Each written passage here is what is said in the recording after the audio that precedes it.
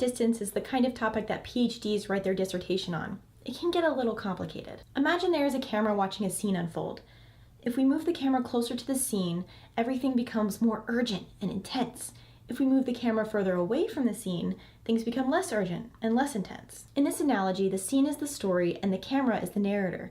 The distance between the scene and the camera is the narrative distance. In writing, things are a little more complicated than a camera watching a scene. I like to think of point of view and tense as two dials that a writer can adjust to get the right narrative distance for their story. First, let's look at the dial for tense. On the closest setting of the tense dial, where the narrative distance is least, we have the most immediate tense, present tense. In the furthest setting, we have the action that may or may not happen in future tense. Between the two, we have the versatile past tense, which can be made more or less immediate with a slight adjustment. Near past for a closer narrative distance, and retrospective voice for more space between your narrator and the story.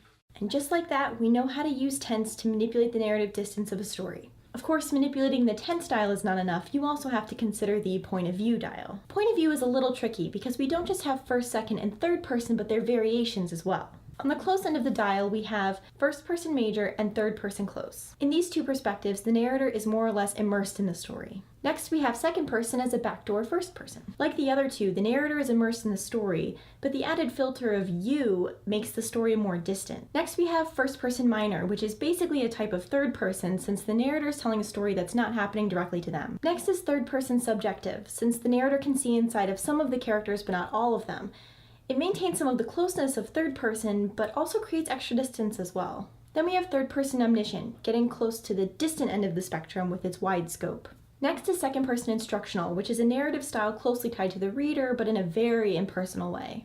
Finally, we have the almost disassociating third person objective, in which the narrator is so far from the story they can only coldly witness the events, like a historian. The point of view dial is crowded but absolutely necessary when manipulating narrative distance. Controlling narrative distance is a fantastic reason to learn even the most obscure point of view. Now that we have our dials calibrated, we can mess with them a little bit to see their effect on the narrative distance. Consider these three versions of a story about a girl who goes to a bar and gets saved from a creep by the bartender. Each one is told with different narrative distance settings. First, let's look at third person present omniscient. The bar is dark and seedy. The denizens, working class or lower. A woman walks in and the room seems to light with her presence. All in the room turn to look at her. Her name is Brandy and she prefers her drinks mixed. She sits at the bar and orders something fruity to take the taste of her late afternoon coffee out of her mouth. Before the drink arrives, Mark is already asking her out, a sucker for pretty women.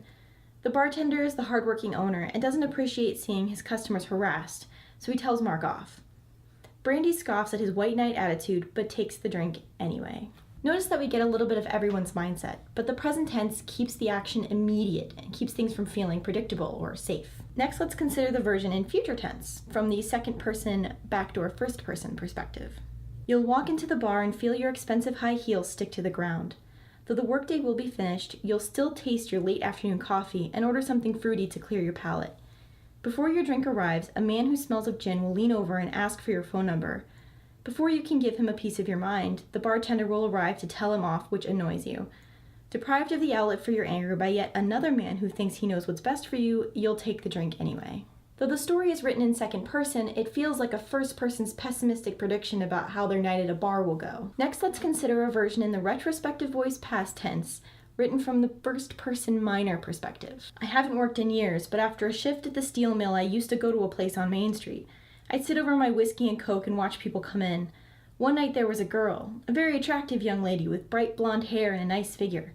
As soon as she sat down, Muddy Mark strolled up and started leaning over her, smiling and ignoring the look on her face until the bartender intervened. Muddy Mark retreated, but the blonde looked upset with the bartender. She took her drink anyway, though. I tell you, to this day, I don't understand women. Changing perspective to the much closer first person gives the story a lot more character, as we finally get a particular person's perspective. However, the distance of the story being told by an observer, combined with the retrospective voice, makes it feel a lot like a tale that's been enhanced with many retellings. Despite being about the same thing, these stories come off dramatically different just by having different combinations of point of view and tense. And these dials are not set in stone in your story. Both with point of view and with tense, there is some wiggle room. This is where studying the individual elements comes in handy. By playing with point of view and tense, you can find the boundaries of what works for your story and what doesn't. Now that you understand narrative distance and how to adjust it, you've added a very powerful tool to your writer's toolbox. For this week's prompt, I want you to pick 2 combinations of point of view and tense, and to write a little story that incorporates a dog and a rock. Play with the narrative distance dials a little bit and see how they affect your results. That's it for this episode. If you like what I do, please like and subscribe.